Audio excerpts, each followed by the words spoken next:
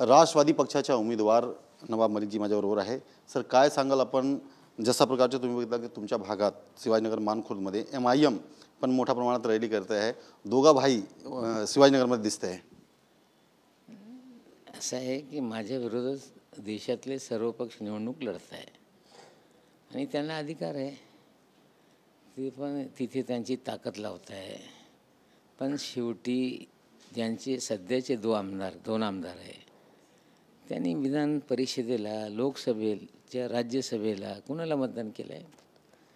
हे लोक मतदान करत असताना भाजपला मतदान करतच आहे, याची माहिती लोकांना आहे. आता त्यांची सभा होते, ते प्रचार करताय, ताकद लावत आहे. पण मी स्पष्टपणे सांगतो, कुठल्याही उमेदवाराची डिपॉझिट राहणार नाही. आता आजमी साहेब हे 20,000 ते 25,000च्या घरात आहे आणि 3-4 दिवस आणखीन उरलेले आहे. निकाल आल्यानंतर या मतदारसंघामध्ये एकही उमेदवार डिपॉझिट वाचू शकत नाही.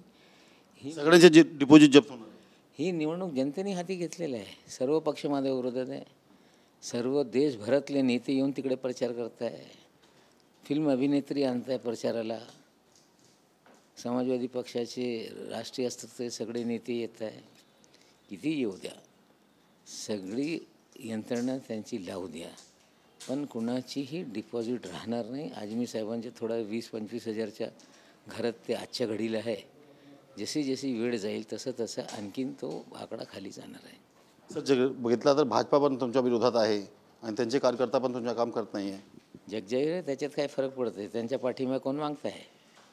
देवेंद्रजीच्या पाठिंबा नवाब मलिक मागतोय काय? आम्ही मागत नाही, आम्ही देणार नाही. अरे, मागणारा नवाब मलिक नाही आणि देणार पण नाही आहे. देवेंद्रजीला बोलत असताना ठीक आहे, माझ्या बाबतीत त्यांच्या काय असेल तर बोलत राहा ना, पण मी काय कोणाला घाबरतो आहे?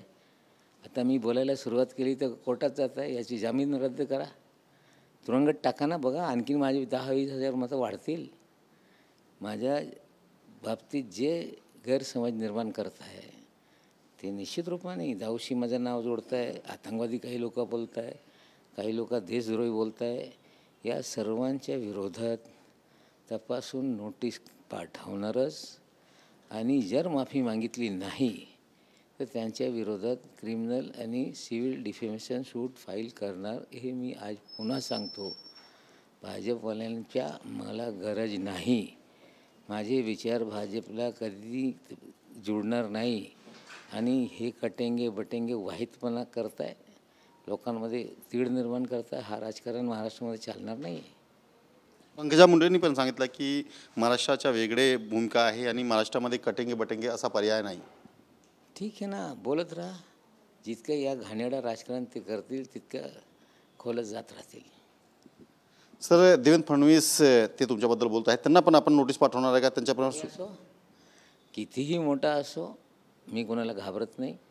जे कायद्याच्या चौकटीमध्ये जे माझ्या बाबतीत माझी बदनामी करताय, कितीही मोठा नेता असू दे, मी सोडणार नाही आहे. सर, जर बघितलं तर काही दिवसापूर्वीच मोदींची सभा होती दादरमध्ये आणि देवेंद्रजींनी सांगितलं की मी नवाब मलिकांना बोलला नाही आहे, जर आले तर असा वेरंग घरी जाणार आहे. अरे, कोणाला कोण बोलवतं आणि कोण जात आहे? मोदीजी सभा आहे ते सांगतं. पंतप्रधानच्या सभेमध्ये राष्ट्रवादीचे नेते गेले नाही. मोदीजी भाजपचे प्रचारक म्हणून त्या सभेमध्ये जात आहे, पंतप्रधान या पदाच्या कार्यक्रमामध्ये नाही.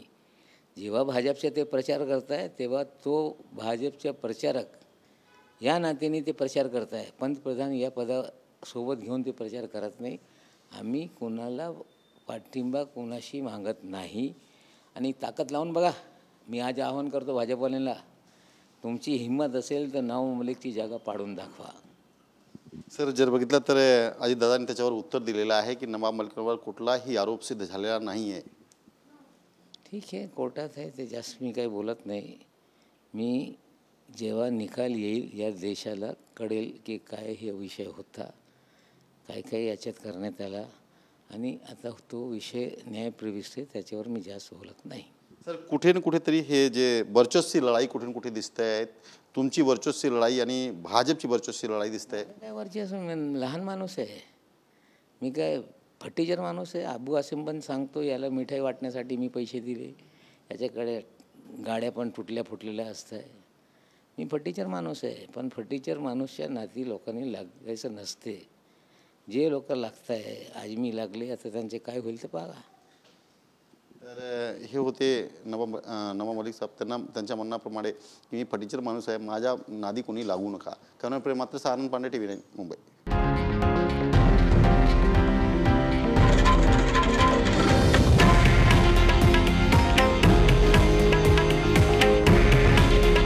हे आहे देशातील नंबर 1 न्यूज नेटवर्क आणि आपण पाहत आहात TV 9 मराठी.